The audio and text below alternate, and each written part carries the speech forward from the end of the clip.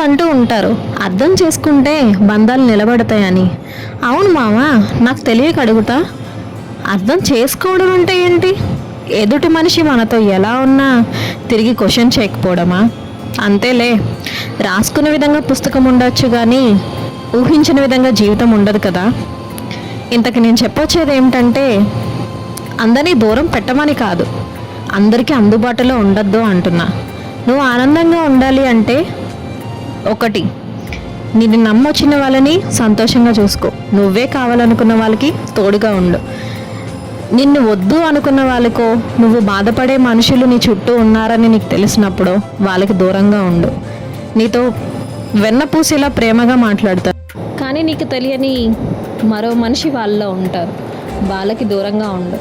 అది నీకు కష్టం అనిపించినా, ఒకవేళ ఆ పర్సన్ నీకు ఇష్టమైన పర్సన్ అయినా సరే దూరంగా ఉంటే నీ లైఫ్ హ్యాపీగా ఉంటుంది. మనతో ఉండే వాళ్ళు ఎవరు, మన కోసం ఉండే వాళ్ళు ఎవరో అసలు తెలియట్లేదు మామ.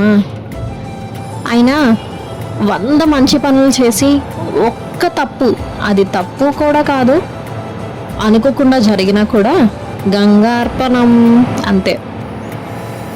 ఇక్కడ ఇంపార్టెంట్ లవ్, ఎఫెక్షన్ కాదు, ఎఫర్ట్స్ అనేది చాలా ఇంపార్టెంట్. అది ఏ రిలేషన్లో అయినా సరే, అది ఏదైనా కానీ efforts is most important then love. అలా అయిపోయింది మన ప్రజెంట్ సిచ్యువేషన్లో. నువ్వు ఎంత ప్రేమిస్తున్నావు అనేది ఇంపార్టెంట్ కాదు, నువ్వు ఎంత ఎఫర్ట్స్ పెడుతున్నావు అనేది ఇంపార్టెంట్. సో నా దృష్టిలో అయితే efforts not at all important, love is important. Prema, affection, caring అది ఇంపార్టెంట్. అలా అంటూ మీ లైఫ్లోకి ఎవరైనా వస్తే let them welcome, heartfully welcome. If not, let them goodbye.